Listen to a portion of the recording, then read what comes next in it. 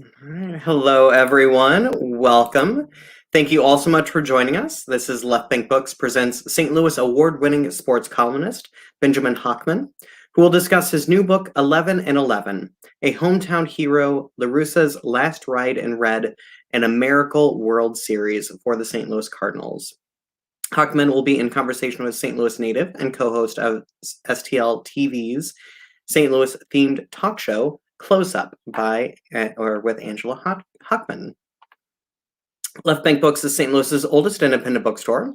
We would like to thank all of our supporters, the supporters of Benjamin and Angela, and everyone for their outpouring of love for our bookstore. Left Bank Books offers curbside pickup and delivery to anywhere in the country, anywhere in the world, and now you can actually come back in and browse at our store. So we have officially reopened to customers coming in and exploring and having a good time. We are happy to be able to bring our event series virtual. We believe that events are a way to expand your mind and bring in new thoughts to make the world a better place. We hope that you enjoy this event, and we hope that you support Left Bank Books by purchasing a signed copy for you or for all of your friends at left-bank.com.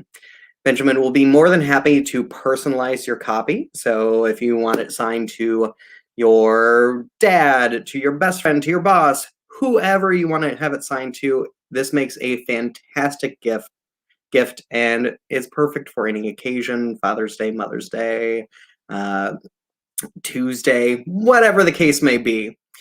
Purchasing a copy of the book from Left Bank Books allows us to keep our bookstore and staff operating, and it allows us to keep this event series going. So thank you for your support. I'm Shane Mullen. I'm the events coordinator for Left Bank Books. I help produce our hundreds of author events each year with a fantastic team here in St. Louis. We will be taking questions from you, the audience, at the end of the event. So you can type your questions as a comment, and you can do that at any point in time throughout the event. Be sure to follow Left Bank Books on Facebook or YouTube to be notified about all of our fantastic virtual events. We have a ton lined up for May that I'm certain will be of interest. At least one of them will be of interest to you. We just announced two incredible ticketed events this week, so great events coming up. About tonight's book, 11 and 11. 11 and 11 is a thoroughly reported chronicle of an unparalleled season, packed with interviews with key players, team executives, broadcasters, and more. Of the 11 World Series titles the St. Louis Cardinals have won in their formidable history, 2011's victory stands out as something different, something magical. It was the work of a team that seemingly had no business even playing in October, yet one that stared down defeat over and over again, refusing to back down until the trophy was theirs. St. Louis Post-Dispatch columnist Benjamin Hochman offers on-the-ground and behind-the-scenes perspective as he brings to life a cast of characters, including Albert Pujols in his final years at Card, team ace Chris Carpenter, Yadier Molina, showing his might both behind and at the plate, and of course the unlikely hero David Freese. Go inside the front office to see how this roster was constructed, relive the blistering final stretch of the regular season, which saw the team winning 20 of its last 28 games, experience the palpable energy of Busch Stadium during Game 6, where Hochman watched enthralled as a fan. This is the definitive account of a championship run no Cardinals fan will ever forget. About tonight's speakers. Benjamin Hochman is an award-winning sports columnist covering the Cardinals for the St. Louis Post-Dispatch. He has previously written for the Denver Post and the New Orleans Times-Picayune. He is the author of The Big 50, St. Louis Cardinals, and the co-author of If These Walls Could Talk, Colorado Rockies, and Fourth and New Orleans, How Tulane University Survived the Aftermath of Hurricane Katrina. Angela Hochman is a St. Louis native who worked extensively in the Chicago and LA markets. Beginning on camera work as a teenager, her passion for performing expanded to the improv world at the Second City. Angela earned her bachelor's degree in television production from Columbia College Chicago, followed by an internship at Comedy Central. In addition to films, commercials, live hosting, and corporate videos, Angela's voice can be frequently heard on radio spots. Her directorial debut was the award-winning film Must Fool Everyone, in which she co-wrote with her brother, who played the lead. Angela is currently co-hosting STL TV's St. Louis-themed talk show called Close Up that highlights creative and positive people in St. Louis. In addition, she gets to merge her culinary passion with her hosting skills as the new face of another STL TV project, In the Kitchen. And they are married. And now I would like to welcome our guests for the evening, Benjamin Hochman and Angela Hochman for Left Bank Books. If everyone would please help me in giving them a giant round of applause.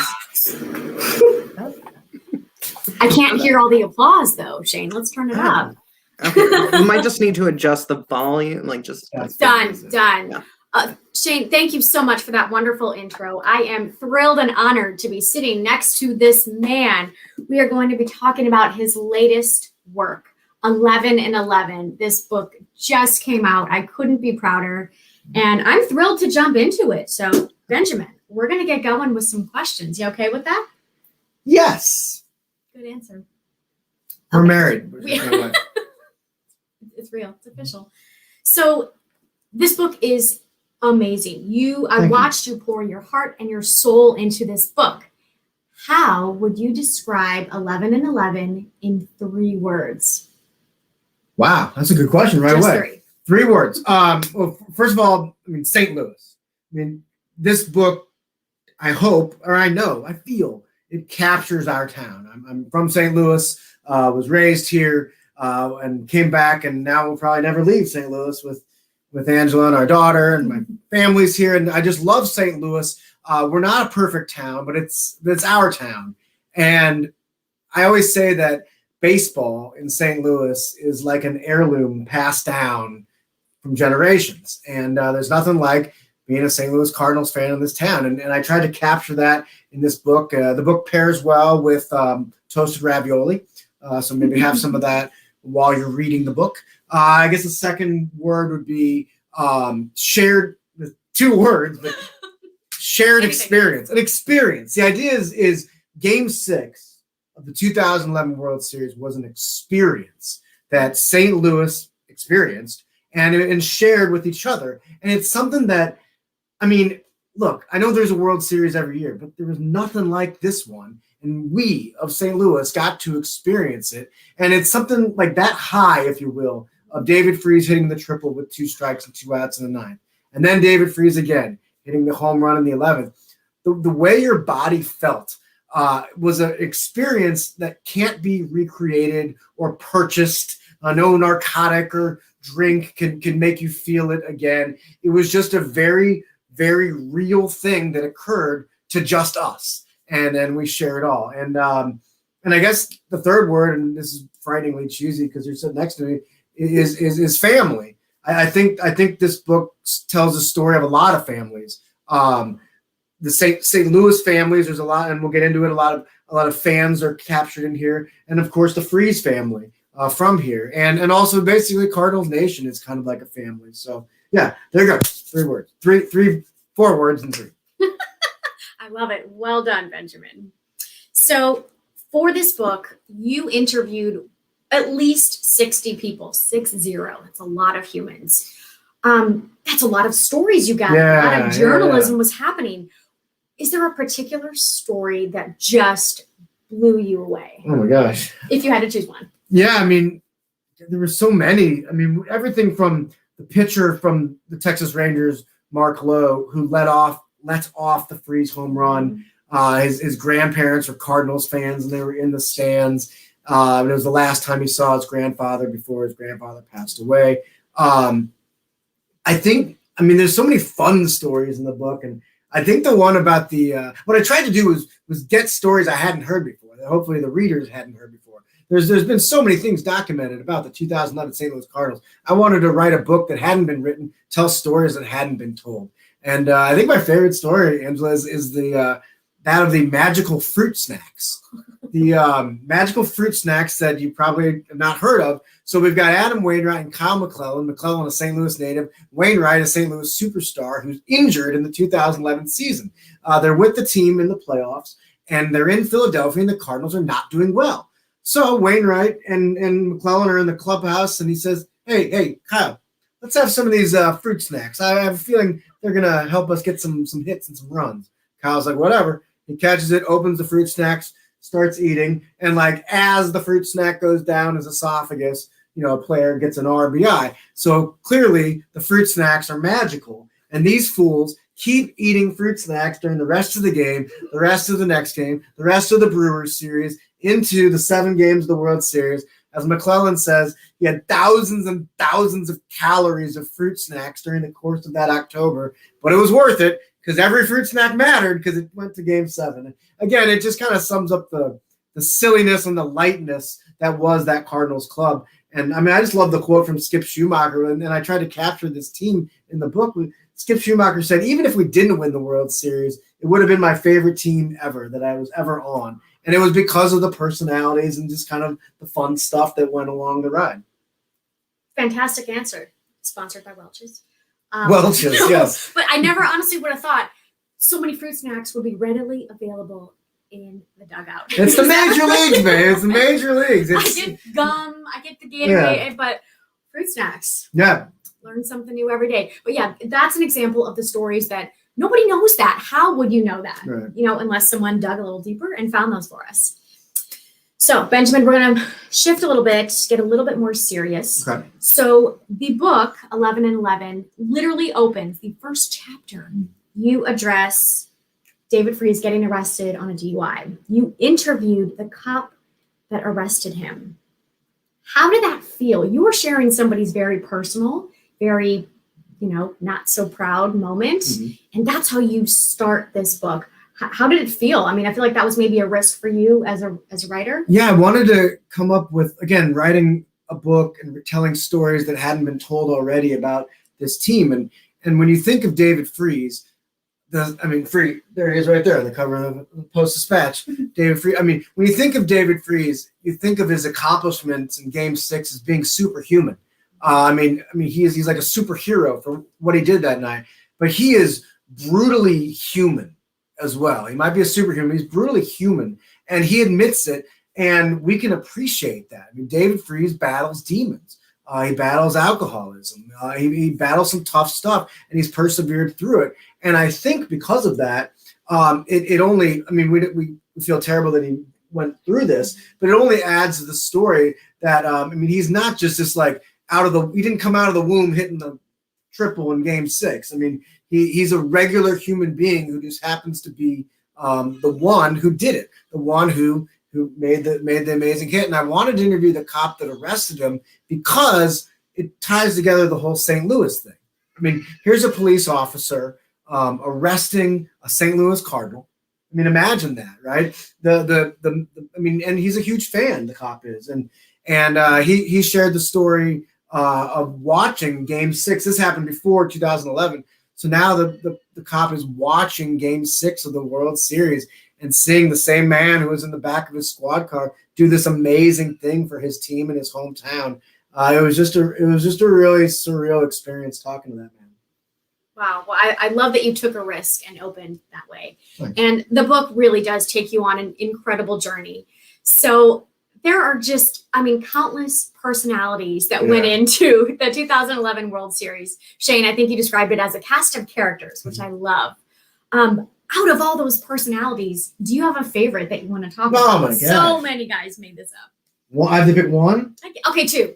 All right. Well, when you think about the 2011 Cardinals, what's fun of it is like the storylines along the way. Happy Flight and Torty the Tortoise, and who is still alive, by the way. Alan Craig confirmed that Torty the Tortoise, the team unofficial mascot, is still alive. There was the Rally Squirrel. There was Nick Punto, the Shredder, who ripped shirts off after key moments. I don't know. I think for me, my favorite personality on that team, though, and no offense to Wainwright, was Lance Berkman. And he was one of the better players on the team, too. And the Cardinals had some personality issues on the 2009 and 2010 team. And I interviewed John Mozeliak, the general manager, who most recently traded for Nolan Arenado. But at the time, he had to make some changes, make some tough calls with the roster, strictly from a personality standpoint. And what he wanted to do, clearly he wanted a dude that could hit the ball well, so he got Lance Berkman. But he also got the Nick Puntos of the world, the Gerald Lairds, the Ryan Terrios, these guys who were supporting players, but Octavio Dotel, these big personalities, though, that really infused the clubhouse. But Berkman was the epitome of that because he was also an all-star. So you get like this great personality who livens up the clubhouse, loosens up the clubhouse, and also hits 300 and drives in however many runs he did that year. And I wrote this story in the book. I love this story. So when to show Berkman's personality, he was a Houston Astros prospect for the New Orleans Zephyrs. He's in AAA, and he's got an injury, so he's not playing. And they have two mascots for the New Orleans Zephyrs, and they're both nutrias. And these 10-foot nutrias, and there was Boudreaux and Clotilde. And this particular day, only Boudreaux showed up at the park. Berkman was walking around, in the back area, and he sees the Clotilde mascot just sitting there. He's not playing. So the top prospect in the Houston Astros organization puts on this Clotilde outfit, and he's out there, and he's on the field, he's dancing around, and he's in the stands, and I love it. And finally, word got around in the dugout, I think that's Lance up there as the dang mascot. And the manager found out it was him, and the manager, of all people, was former Cardinal catcher Tony Pena. And Tony, in the middle of the game, is looking up from the dugout, get down, get off that dugout. Lance is dancing, and it just shows this guy's personality. I mean, how many ball players would have done that? And he was injured. He's risking his body for the sake of this silliness. But that's Lance Berkman, and for however goofy he is, he's just so serious when it comes to the batter's box, if you will. And of course, we talked about David Freese, but Lance Berkman had a huge hit in Game 6 as well. And he makes a wonderful mascot. Yeah. I actually just read that chapter, and it was funny because I think Lance said, I must have a really distinctive walk because they knew it was me. Yeah. In the costume. Okay, so I want to talk a little bit about all the fan stories because walk us through it. The book is made up consistently of 11 stories of the World Series, 11 fan stories. Yeah. Why did you think it was so important to feature the fans? Well, clearly the book has so many actual baseball stories from the players and the executives and stuff, but I felt like a way to make it unique was to capture these stories of us, of all of us. The reality is, how many times have you that's watching right now been in a conversation with someone and you asked them, where were you for Game 6? That's what people say in St. Louis. It's our thing. And there's so many great stories and everything from so everyone's got a good story. So I wanted to find 11 unique ones. Actually, there's more than 11 in the book because I also tell the story of John Hamm on the Mad Men set, running in his Don Draper outfit to the what do you call it, the trailer, just to catch some of the World Series and back onto the set. And I've got people like Tony X from Twitter, Anthony Holmes, who's sitting there on his couch just praying, literally praying to God that his Cardinals can win Game 6. But at the end of each chapter, and in this book, 11 and 11, there are 11 chapters. And then at the end of each chapter is a Game 6 story. And I just tried to find 11 amazing ones that hadn't been told and that basically just that I thought were cool, that I thought were emotional and powerful, that I wanted the readers to read. And of course, you can get the book at left-bank.com. And stories such as Governor Jay Nixon, Missouri's governor, who was in Shanghai on a trade mission representing the state, and he's getting the score of the game in Shanghai, and everything from a submarine naval man who was on a submarine for Game 6 to a couple that ended up getting engaged at Game 7. And just, what about the guy who left? Yes, In a game yes. early. I think that's one of my favorite ones. I found the one guy, if you will, that left Game 6 early, and he's driving home listening to Camo. Do people drive like this? Do people even drive like this? Who drives like this? How do people drive? How do you drive? I think I'm more like this than this. But so anyway, he was driving home like Captain Steubing on the Love Boat, and he's listening to Camo Wax. The Cardinals are coming back, and and he's deciding whether he should go back, and he ends up going home, and his buddies wouldn't allow him to come back for Game 7 because he was I guess it was a superstition. He left and the Cardinals came back. So they needed him not to come to Game 7. So really it was because of this gentleman, Tim, that the Cardinals won the World Series. That and Chris Carpenter. All of them put together. Yeah. So, Benjamin, tell me, if you can, which part of writing this book brought you the most joy? Whew, that's a good question. Which part of the book brought me the most joy? I mean, there's so many ways to go about it.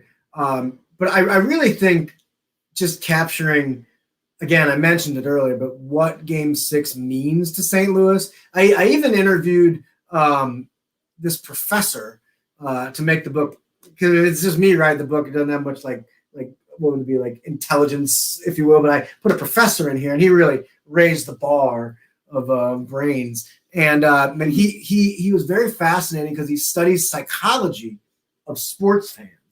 And I was like, why are we so wacky? Why are sports fans? I mean, when you think of the roller coaster that was the Cardinals and the Cardinals fans, 10.5 games back on August 25th, the season was over. And they made this incredible comeback, make the playoffs on the last day of the season.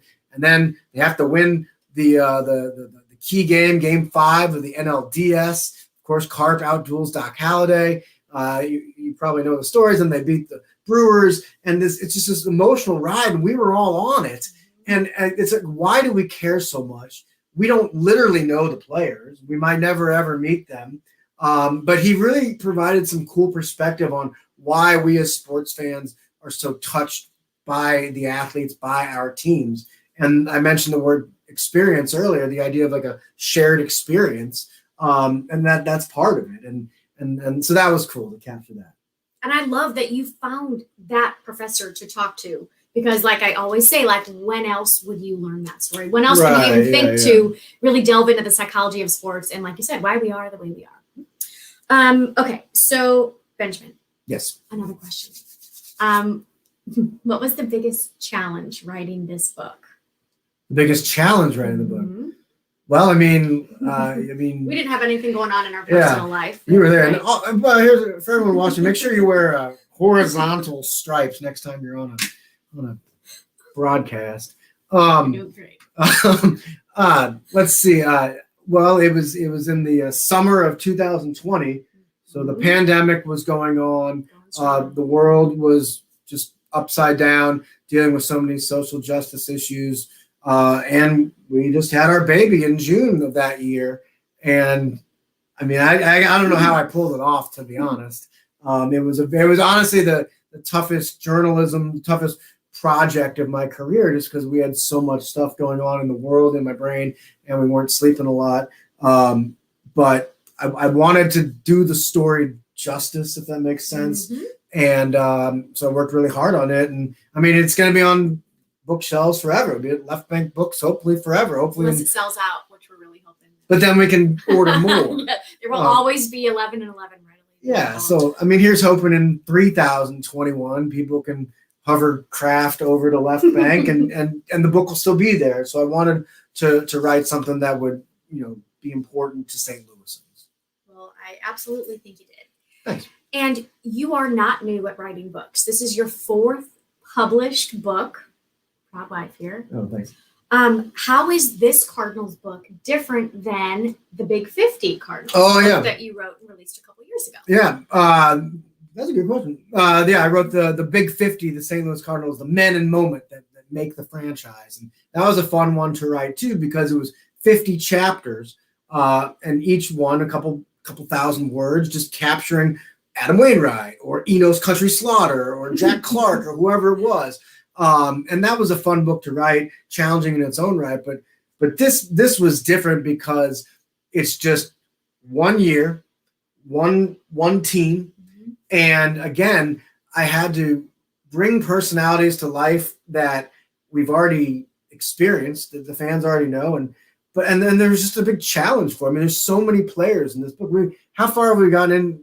how long have we been on this? We haven't even mentioned Albert Pujols yet. Oh my gosh. You know what I mean? Like, 3 minutes. yeah, there's so many superstars that were on that Cardinals team, and so it was definitely challenging to capture all those and tell the story, the ride. I wanted to take the reader along the ride that was the 2011 season. And I think that you successfully did that. I do believe that, honestly, when I'm reading your words, it is like hearing you tell the stories as you are right now. So I think there's a real knack. There's a difference between simply reporting a thing that happened and truly telling a story and moving people and making people feel something. Thank you. You're welcome.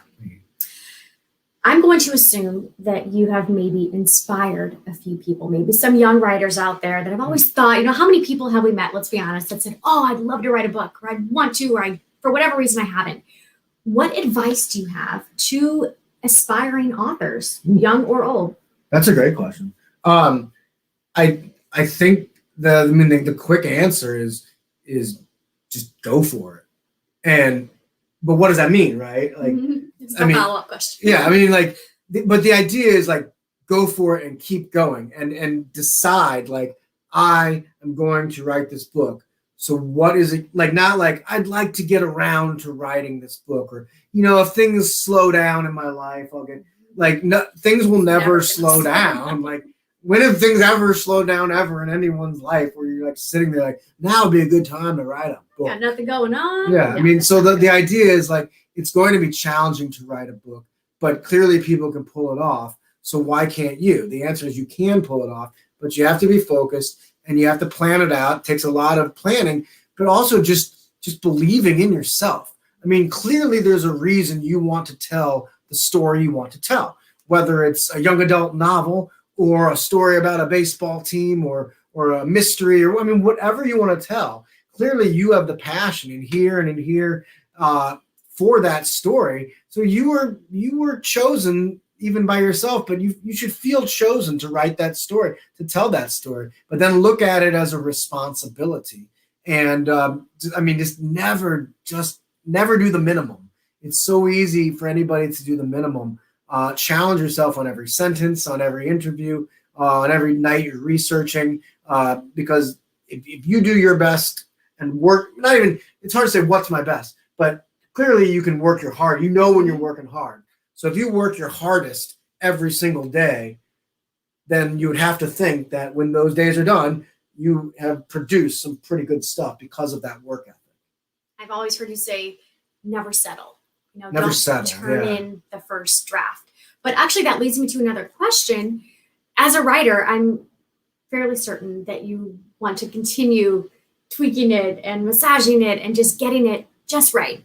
When do you know as an author to just turn it in and let it go if you don't have the luxury of a deadline that you have to have it in? Yeah, I think there's kind of like that moment when you just know, right? And that's what I tell young journalists is like very seldom, like, so they call the opening to an article a lead. So our columns for San Francisco Post-Dispatch, the lead is the first sentence or the first paragraph. And basically I want the reader to be pulled in by the words. And very seldom does the first time I write something on the screen is it going to do that. So I have to challenge myself to make that one better. Maybe there's one word in there that needs to be changed. Only one word in there that works. And, just challenge yourself. And then, sometimes I'll have literally 18, 22 sentences rewritten on my screen. And that's what I tell like a high school kid. I'm like, if I'm doing this for the St. Louis newspaper and I've got 22 till I get to the 23rd, that's good enough. Clearly for your high school paper, you choosing the first sentence, you could probably do 22. You could probably get better as well. And by the way, if you're out there and you have any questions whatsoever about the 2011 St. Louis Cardinals, about this book, just type them in. Type them into the comments. We will answer the questions. So just anything that's brewing in your head, share it with us via fingers.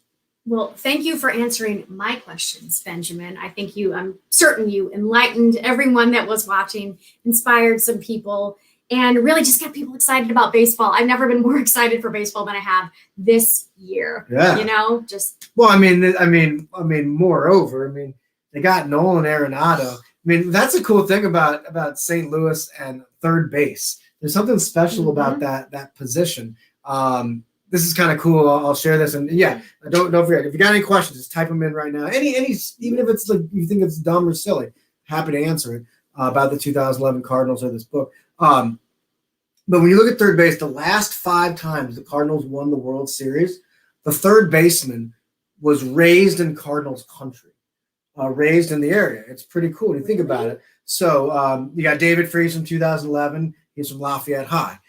You got Ken Ober, or in 06, you've got Scott Rowland, who's from Indiana, which counts as Cardinals country. He grew up, he'd go on road trips, how are we driving the car again? To St. Louis to go to Busch to watch games on AstroTurf. 82, Ken Obergefell, third base. Again, these are all third basemen. He's from across the river in Illinois. And then you go back to 67. Third baseman was Mike Shannon, who went to CBC High here in St. Louis. And then in 64, it was Ken Boyer, the captain, who's from the state of Missouri. So it's kind of cool that like each 5 of these championship third basemen were kind of raised on what it means to respect the Cardinals, to love the Cardinals, and it only made them winning the championship feel that much more nourishing. And then now we look at third base. No, Nolan Arenado did not grow up a Cardinals fan, but he kind of embodies everything that is a St. Louis that ball we're player. aware of. He might have been a secret Cardinal. That's true. Yeah. What am I saying? You never know. Yeah. But yeah, clearly he hustles. He gets his uniform dirty. He's passionate. He loves feeding off the crowd and the fans. And so that's kind of cool that he's the current third baseman. And I'm telling you, I was at the game last night and saw somebody catch a foul ball of Nolan Arenado's. You would have thought they hit the lottery. And as far as he's concerned, I think he did hit the Cardinals lottery by catching that. That's cool. Gosh, you're like an encyclopedia. Literally anything. You're like, I know I believe the player, this and that. I believe the phrase is nerd. No. Okay, well, that wraps up our wonderful interaction here. Again, we hope that you have got many questions. Send those on over to Shane. He's going to go ahead and moderate the questions moving forward. Shane, thank you so much for having us. It's such a pleasure. Like, it's really so much fun to think back about where I was during the game. I asked some audience questions and hoped that you can still answer them. So I asked the audience, like, who was your favorite player from that year? And did you have any rituals during the series to help the team win? Because I was part of a ritual, apparently. So yeah, I actually was not allowed to be facing a screen during the game. I was banned from essentially watching the game while it happened. But they won, so it worked. I know. Yeah, I was bartending at the time, so obviously, like, huge turnout for the games. Yeah. And like, I never got to see any of the actual things happening when they were happening. It was like I would be making a drink and the whole room would just like explode in noise, and it'd be like, what happened? And they were like, you can't watch the game now. So for game 6, I was actually off work and they wouldn't let me watch it. Well, on behalf of St. Louis, I thank you, Shane, for not watching game 6. Otherwise, there would be no game 7, there would be no championship, and there would be no book. Yeah. You'd be on here with Stephen King right now. I made them buy me drinks so that I could at least be doing something fun. Well played. Yeah. So yeah, audience, I know that you have several questions there, but if you want to answer my questions as well, feel free, because I think it's just a lot of fun. But let's get to some audience questions. Justin is asking, what this can be for both of you. What is your favorite moment from the 2011 World Series, not, emphasis on not, involving Freeze? Great question. You say World Series or playoffs? World Series. World Series. Well, I have we're fine. I have the bobblehead here of Chris Carpenter in game 1 diving into first base. That was pretty cool. That kind of set the tone for the series. but I think and then Albert hit 3 home runs in a World Series game. I mean, there were so many moments in that World Series, but I think for me, I think it was Jason Mott, and I interviewed him for the book. Oh, he wrote the foreword for the book. No, he wrote the closing remarks for the book. I had asked Jason Mott to write the foreword because I know him from some charity events. He's like, yeah, I'll get back to you. And then like the deadline day, I hadn't heard back from him. So I'm like, I guess I'll reach out to Chris Carpenter and ask him. He's like, yeah, I'm happy to do it. Then like an hour later, Mott's like, hey, you want me to do that book thing? And I'm like, oh my God, Chris Carpenter has agreed to do it. But then I realized Chris Carpenter is the starting pitcher of Game 7 and the starting pitcher, and Mott was the closer. So I had Carpenter start the book, and then Mott closed it. But I fell into it. But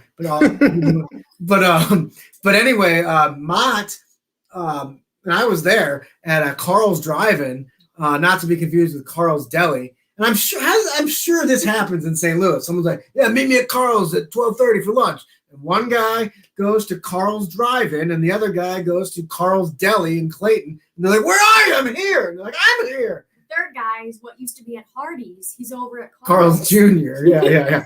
But anyway, I was at Carl's Drive-In, and I saw Jason Mott there the day of Game 6. So I interviewed him about it, and he had a cool story. He said that the woman behind the counter, who's a very vivacious personality, she didn't say if, she says, when you guys win tonight, you've got to then come back and have the same lunch tomorrow. And he's like, okay. And sure enough, he was back, 24 hours later having the same lunch. And then a few hours later, he was on the mound, and he got the final out of the World Series. And he did what I thought was one of the cooler celebrations on the mound. He basically said to Yachty, like, come on. And he kind of did this, and Yachty just bulldozed him. I mean, it was one of the cooler visuals, I don't know, in baseball history. And so, yeah, Jason Mott and his role on the team. That's my non-freeze answer. Angela, do you have an answer? I think it was how I was celebrating and who I was with. Who were you with? What was his name? It was my brother. Was he taller than I was? I was with my brother and 2 really good friends of ours that were in town.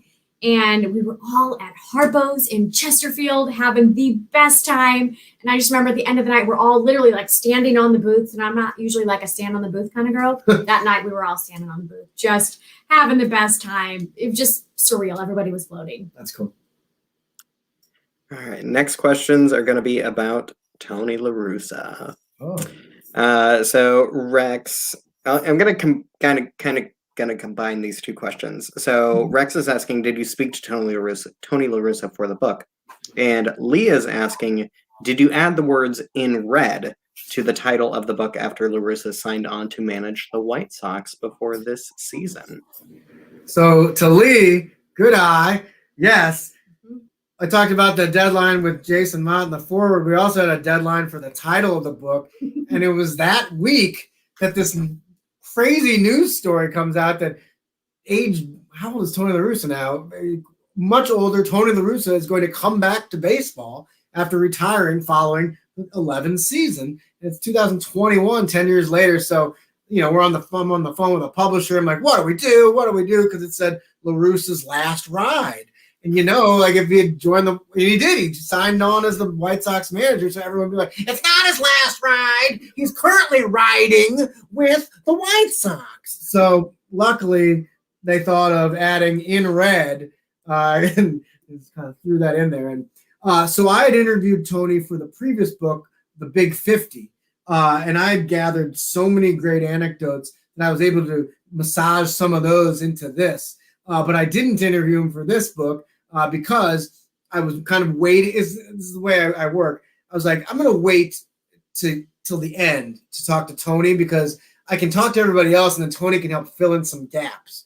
Well, then I waited, of course, to like that final week, and suddenly he's the biggest story in baseball because it's like, will he or won't he sign on as the White Sox manager? I'm like, he's not going to take my call now. I'm a reporter, like, trying to find out the goods. So I ended up not getting quotes from him for this book, but but I had so many great stories he had already shared with me personally. He wrote the foreword for my previous book too, so I had a lot of good stuff that's in there that you might not know.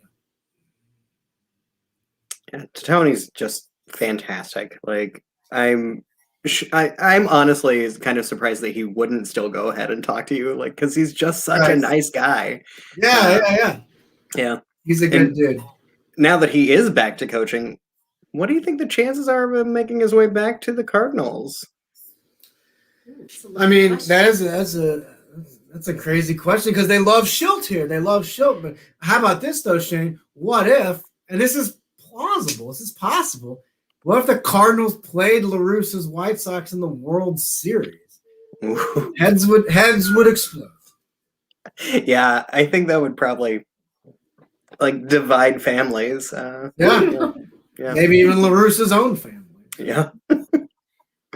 All right, let's do another question from Rex, but I want to remind the audience that we do have plenty of time for audience Q&A. I've got a couple of questions that I wrote down, but I want to make sure to get to yours first. So let's do a couple more questions from Rex while everyone else gets their questions together, and then we'll just have fun from there.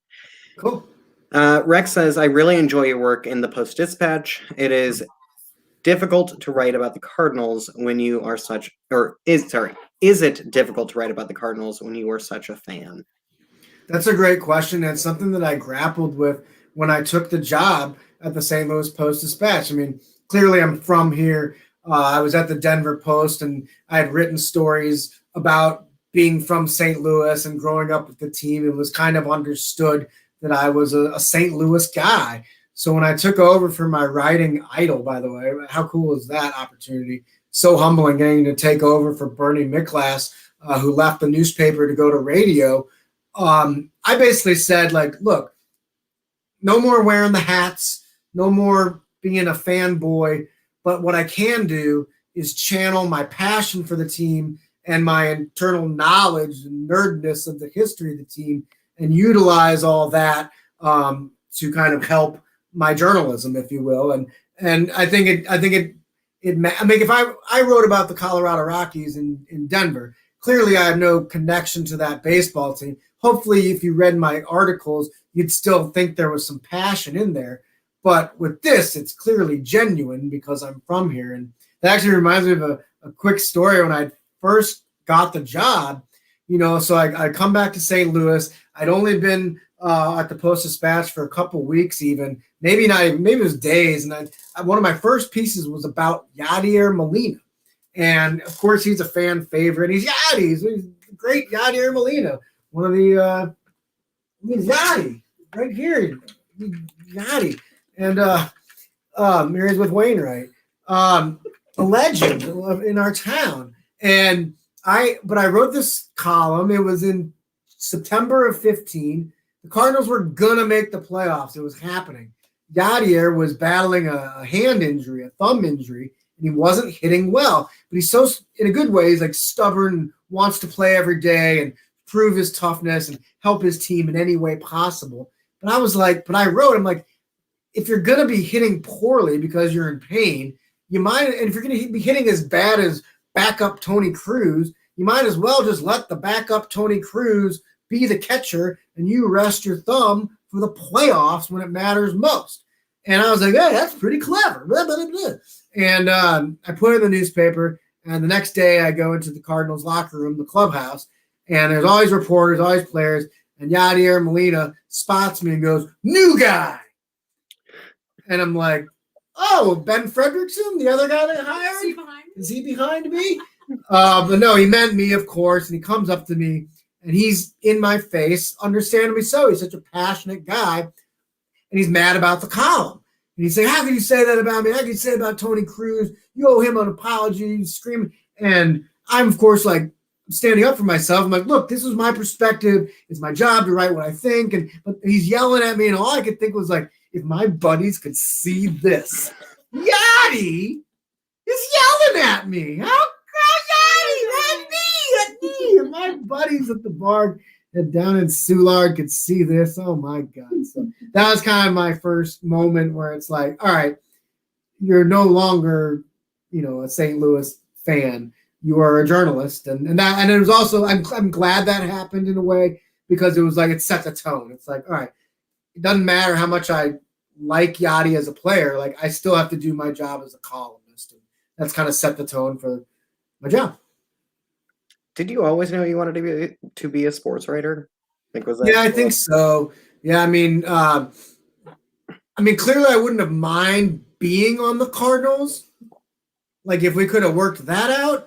But you know, I always make this joke, like, so there's this thing in baseball called the Mendoza line, which is if you hit 200, it's the Mendoza line, and it's basically an insult because you want to be hitting 300, not 200. And Mario Mendoza infamously hit like 198 or 201, so it's a Mendoza line. And I joke, like, I can't believe that not one of my in St. Louis here, not one of my high school teammates thought to call me the Bendoza line. That's what I would have called me, because I'm up there hitting 195. So anyway, clearly I wasn't going to make the Cardinals as a ball player. But I always like telling stories, and I like writing. I like sports. I mean, my job is sports writer. It's two of my favorite things combined. It would be, I joke to Angela and some people, it's like, it would be as if there was a job called Will Ferrell movie watcher, cheeseburger eater. I'm a sports writer. It combines my two favorite things. I mean, what if that was a job? Like, of course we'd do it. So there's a job combining my two favorite things. So yeah, at an early age, I knew that unless my Mendoza line went up suddenly and surprisingly, I'd have to go the writer route. Rex is asking, do you have another book in the works? And if so, what is the topic? That's a good question. Rex so like is rocking these questions. Yeah. I'm hesitant to bring it up only because I'm not sure if I'm going to finish. What am I saying? I'm gonna finish. Let's rewind to my last question to you. Yeah. I'm gonna finish. I'm on the. My point is, like, I'll talk about, I'll tell you about, but like I'm just hesitant. I'm just saying I'm on the journey right now. It's not finished yet. But I've always wanted to write a young adult novel about sports. So I'm zeroing in on that, about a high school basketball team, and I just love the idea of, you know, I play basketball as well, and the idea of, you know, bonding with your teammates, but also kind of like the social structure in a high school, and kind of, you know, playing for your school, playing for your family. So I wanted to write that, and obviously high school, there's so much drama, and I want to capture all that in this book. Stay tuned, Rex. The book will be out one day. Yes, I'm gonna finish the book. At Left Bank Books. Yep. And hopefully by that point we will be doing in-person events. So that should be fun again. Yeah, count me in. And that was fun going in the store the other day, by the way, Shane. For me, like, that was one of the moments where I'm like, wow, I'm back to like normal life again. I'm walking around Left Bank Books, checking out the shelves like it's regular time, like it should be. Yeah, it's cool. It's been so great to have people back in the store. Like, I didn't realize how much I missed it and how much energy it gives the store. Like, yeah. I mean, for like a year, we were basically a warehouse and like just walking around picking books for customers and like answering phones, and it felt very like it didn't have as much enthusiasm. It didn't have as much energy. And now having customers back in, it's just like, oh yeah, like seeing people with books, like it feels great. And there's that feeling, right, when you're looking at a couple different ones, and then you're thumbing through one, and you like read a couple of sentences, you're like, this is for me. You know that it's a feeling, and you feel, and you can't do that on a website. You try, you read up about a book, but there's something about being in the bookstore at Left Bank, and you're like, I'm going to buy this book, and I'm going to read the heck out of it, and it's going to keep me up at night because I'm going to be turning the page and forget if it's midnight, whatever, and what a cool feeling that is. And I think a lot of book readers can relate to that.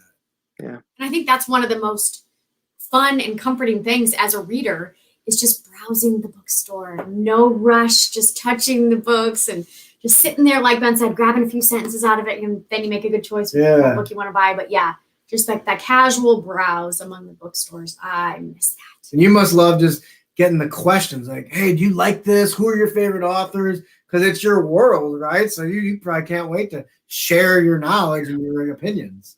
I mean, I've been reading books for the past year and haven't had anyone to like talk to. Like, Right. like, Right. oh, you're carrying around my favorite book from last year. Like, I haven't seen anyone do that yet because it came out in like June. So it's like, oh gosh, like seeing like and like getting to feel that enthusiasm for like I haven't read this yet and I really want to. Like, there's just a special magic to that. Like, Yeah. like yeah, potential energy is like what you can feel.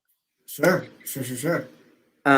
So my questions, Okay. so my favorite, I think, do they call them, is it okay to call them superstitions? Yeah. Because there are so many that involve the Cardinals. Like, I mean, between like the rally towel, the rally squirrel, Sure. so my favorite superstition is of course the rally squirrel because it's just like such a great story and so like kind of fun and whimsical. So what is your favorite superstition that the Cardinals have? Oh my gosh.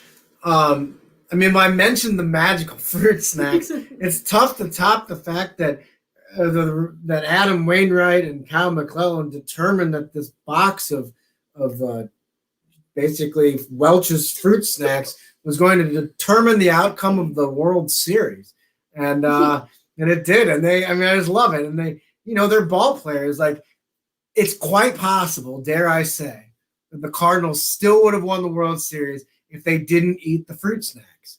But at the time, if you had told them that, and they somehow didn't win, they would have blamed the person that told them that. And that's the whole point of the superstition. And they saw it through. And McClellan ended up looking like me when he was done eating all the fruit snacks, but it was worth it because he got a World Series ring out of it. I mean, the science says that they worked, so Clearly, the science. Yeah.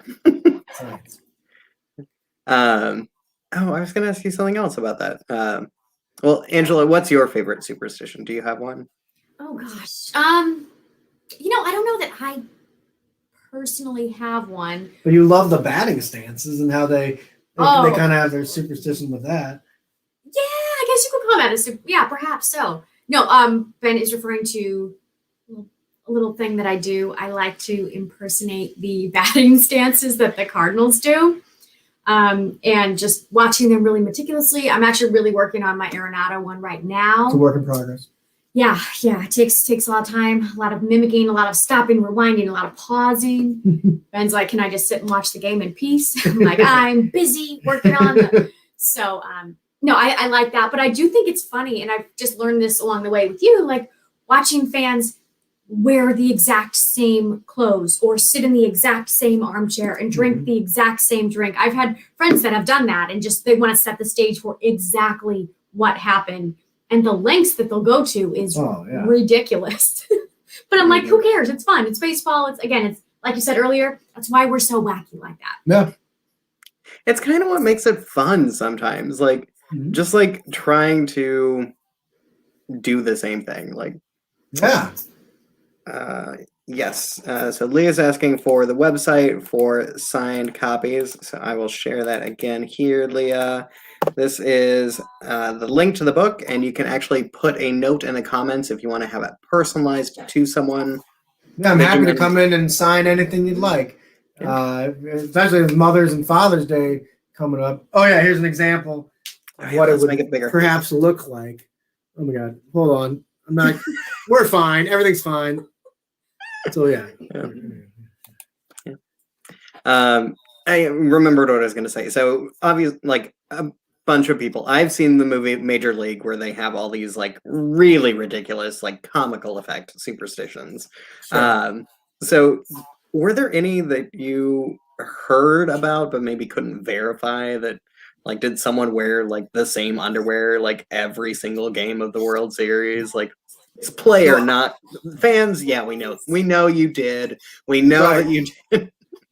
So I nothing's quickly coming to mind with that, but I have a story from a previous book, and I wrote about the Colorado Rockies and Jason Giambi, the superstar slugger. I don't know the origin of the procuring of this, but he had a lucky thong, and he would it was a golden thong, and basically he would only wear it when he was in a slump and he needed to get a hit, and it worked. It worked every time, and teammates would like reluctantly, hesitantly, like, "Hey, Jason, can I borrow your thong? Because I'm 0 for my last 15 and I need a hit, and I'm afraid they're gonna bench me." And this magical thong worked for many years for Jason Giambi and his teammates. Wait, so he did share it? Yes. I think washing occurred. Where is it? Is it in the Hall of Fame now? Like where? Yeah, I is know, this? right? It should be. It should Oh, be, yeah. the laundry. Yeah, so there's an example that actually happened in the major leagues. Yeah. I mean, that's a good confidence builder. Like, Yeah. I mean, yeah. It's true. You gotta own that. Yeah. I also have a magical thong that I wear Yeah. when I'm trying to get a really good column done. Yeah. It's silver though. His was gold and mine was silver. Yeah.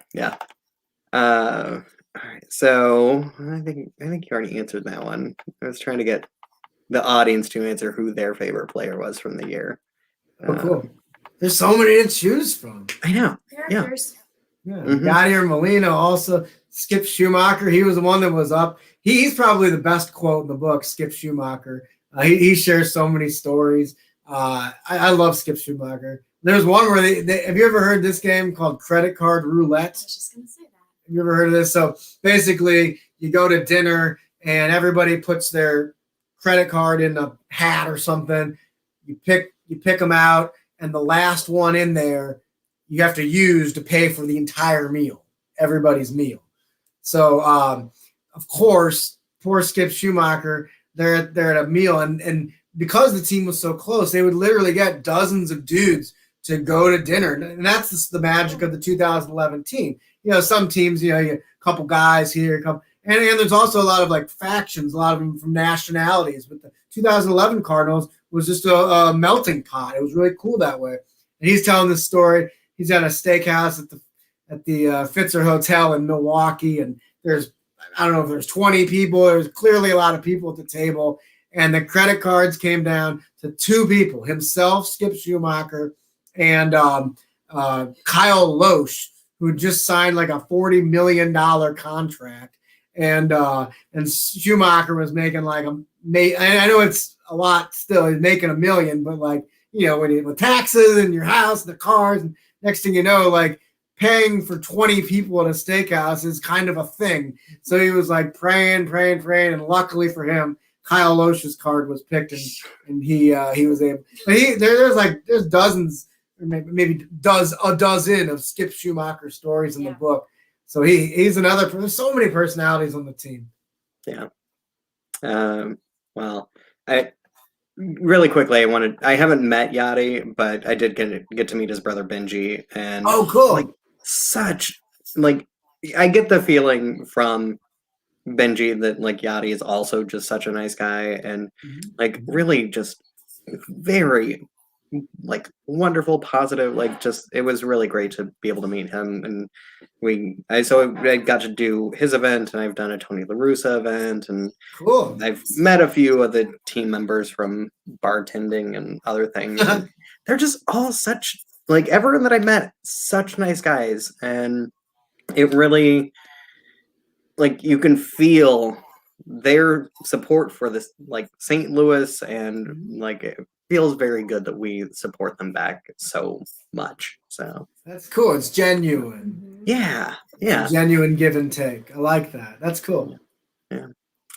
Well, I want to thank you both for this incredible conversation, this fun kind of reminiscent talk through the years. It's really great to revisit such a great time in St. Louis's history, and hopefully, fingers crossed, the next one will not be far away. So get those fruit snacks flowing That's in the right. dugout. Who do we need to call? Mo? Welch's. Welch. Yeah. Bring the truck. Yeah, no, thanks for having This was both of great. us, Shane. And Thank of course, you. everyone watching, we appreciate your time. And go to left-bank.com to pick up my book or any sports book or any book. Left All Bank the Books, they got it Because all. you can go in now. Or go So in. go. Yeah. Ask So- Shane what he's been reading over the last That's year. right. Yeah. Ooh, I've got so many.